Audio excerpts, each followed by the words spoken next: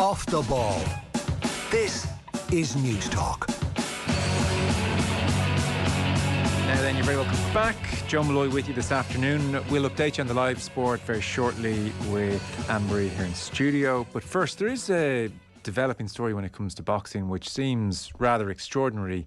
The headline news, I suppose, is that there is now a distinct possibility, maybe even probability, that boxing won't be at the 2028 Games in LA, which seems extraordinary to say. But Gavan Casey from the 42 is with us to tell us more. Gav, thanks for the time.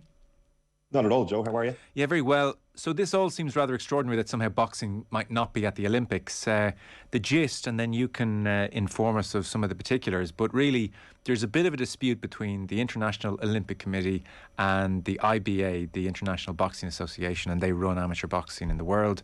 And in effect, the International Olympic Committee do not like the leadership of Umar Kremlev. And just this morning, there was a vote which effectively permits any kind of leadership challenge to Kremlev. One of the reasons people aren't too fond of Kremlev, his association with Russia and Gazprom and Putin. And this is genuine. Boxing may well not be an Olympic sport, which again just seems bizarre to be saying. Yeah, I'm not sure if the magnitude of the news has sunk into, say, the Irish sports fan or even sports fan generally speaking. I suppose, to be fair, amateur boxing is something that, to say a casual consumer of sport, it might only rear its head every 4 years anyway, and it doesn't feel seasonal. So maybe any amateur boxing news doesn't feel big right now, but there is now, as you put it, the distinct probability that boxing won't be at the 2028 Olympic Games. It had already been left off a list of sports for those LA Games because, as you say, the IOC have an issue with Umar Kremlev, who's currently the president of IBA, formerly known as IBA.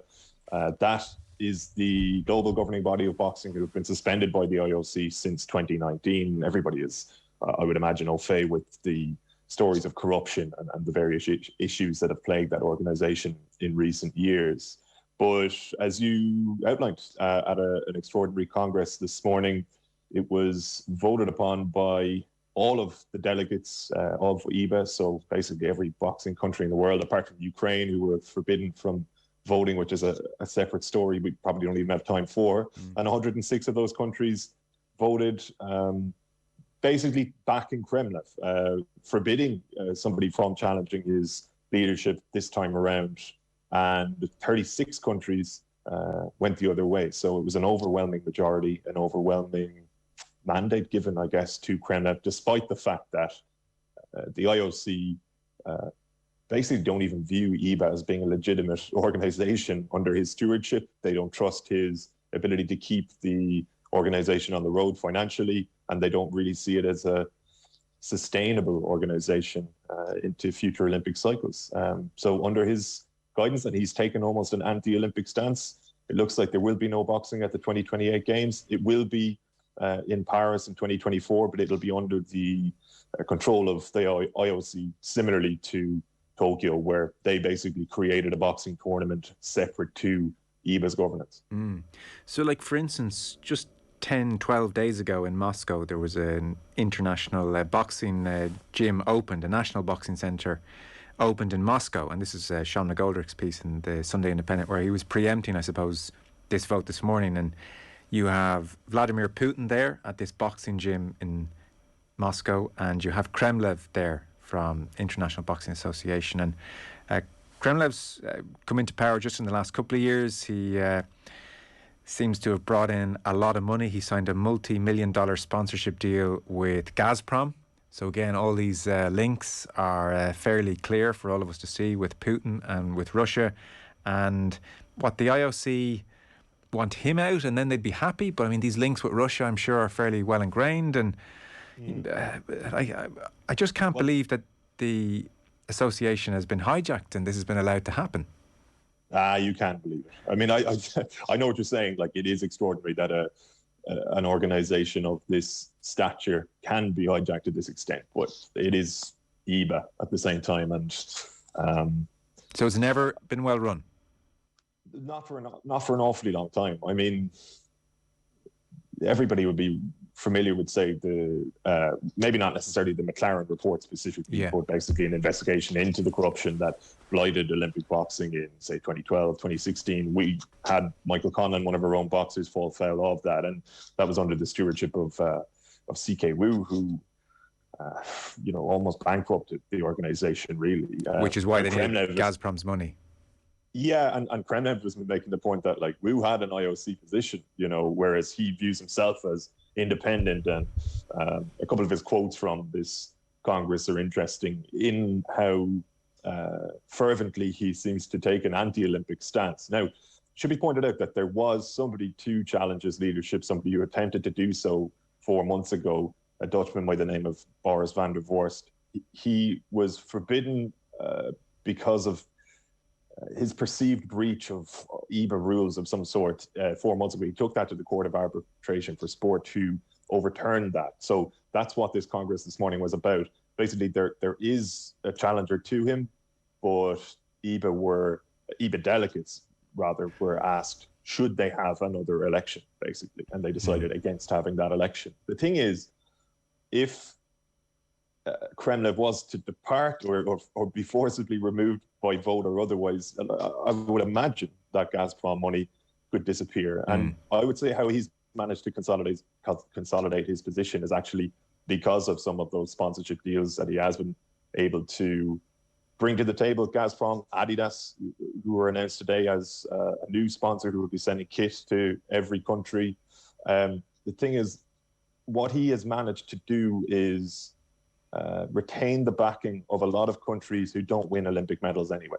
The major powers would probably rather somebody did come in, because the major powers value the Olympic Games. I mean, I wouldn't go as far as to say Ireland is a major power from an administrative standpoint in international boxing. It certainly is in a competitive standpoint.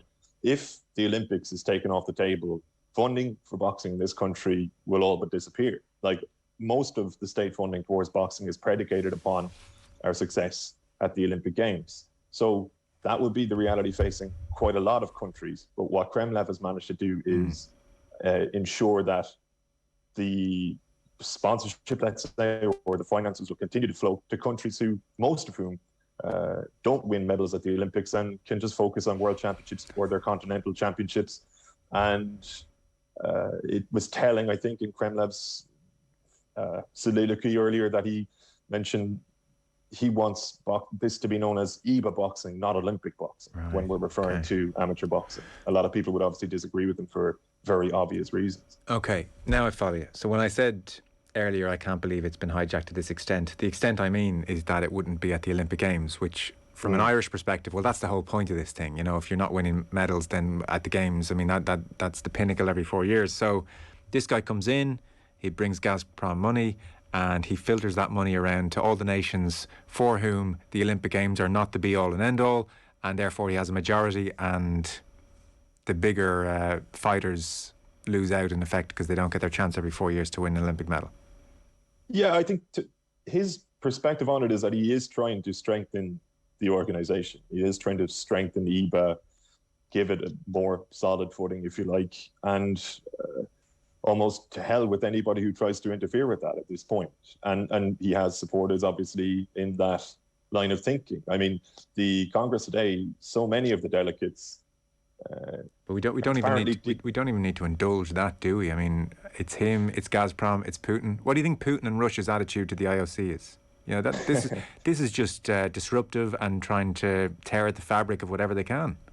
Yeah, I suppose the interesting thing from my point of view, looking ahead, is, okay, would there be a chance, say, for the 36 countries who essentially voted to remain an Olympic sport? They weren't the specifics of the vote this morning, but that's really what it was, because in voting in favour of holding another election, you were opening the door for Van der Vorst to come in, and he is pro-Olympics and has been campaigning in that vein.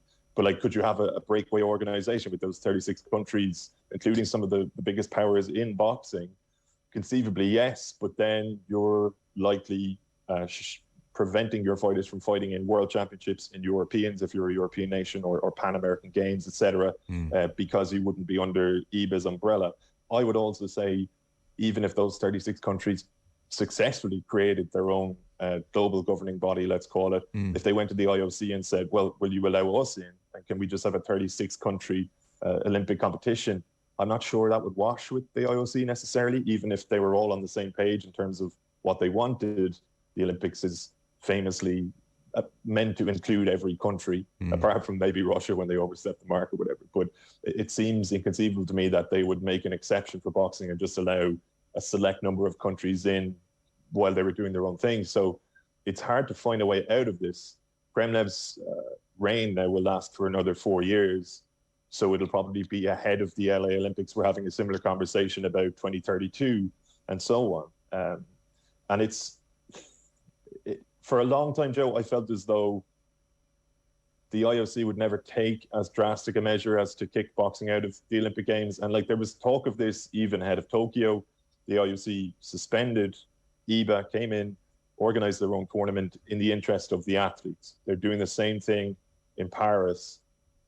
But I actually do think the reality is now that they're not going to continue with this charade, and that ultimately, when so many countries actually voted against IOC wishes today, per se, why the hell would they bother trying to help even athletes from these countries anymore? Like, boxing will continue to shoot itself in the foot, and the IOC's attitude will probably be let it.